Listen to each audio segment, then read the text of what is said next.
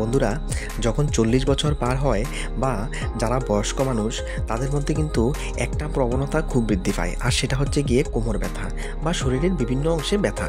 এখন ব্যথার ওষুধ বেশি খেলে সেটা বিভিন্ন সাইড এফেক্ট করে, এটা আমরা সবাই জানি। তাই আয়ুর্বেদিক ওষুধ আমরা খেতে পারি, কারণ আয়ুর্বেদিক ওষুধের সাইড এফেক্ট খুবই কম থাকে। তাই আজকের এই ভিডিওতে যে ওষুধটি নিয়ে আমি কথা বলবো সেটা হচ্ছে গিয়ে বাতনাশক বটিকা। এটা ময়ূর আয়ুর্বেদিক হোম এই কোম্পানি তৈরি করে। আর এই ওষুধটার মধ্যে মেনলি যে উপাদানগুলি আছে সেই উপাদানগুলি এখানে উল্লেখ করা আছে। আপনি ইচ্ছা করলে ভিডিও পজ করে দেখতে পারেন, আমি সেগুলি বলে ভিডিওটাকে লম্বা করব না। তো বাতনাশক বটিকার ব্যবহার কিভাবে করতে হবে সেটা আমি প্রথমে বলে দিচ্ছি। এটা যখন আপনি খুলবেন দেখবেন এটার ভিতরে একটা বড় ট্যাবলেট আছে আর একটা ছোট ট্যাবলেট আছে।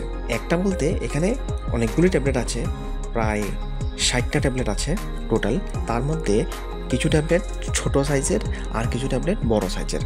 তো একটা ছোট ট্যাবলেট আর একটা বড় ট্যাবলেট ডেইলি 2বার করে নিতে হবে, সকালে খাওয়ার পরে আর রাত্রে খাওয়ার পরে। আপনি একসঙ্গে একটা ছোট ট্যাবলেট একটা বড় ট্যাবলেট এভাবে নিতে হবে। তাহলে প্রতিদিন সকালে 2টো আর রাত্রে 2টো, এভাবে করে মোট 4টে নিতে হবে। আর এটা কি কি কাজে ব্যবহার করা হয়? Quick relief from bone fracture, osteoarthritis, stiffness in joint, intestines and any other part of body. তো এটার কিন্তু ফিডব্যাক ভালো, এবং যে সমস্ত বয়স্ক লোকেরা এটা ব্যবহার করছে তাদের ক্ষেত্রে কিন্তু বাতনাশক হিসাবে বা শরীরের ব্যথা বেদনা কম করার ক্ষেত্রে এটা ভালো কাজ করেছে। আর এটার অরিজিনালিটি আপনি চেক করতে পারবেন।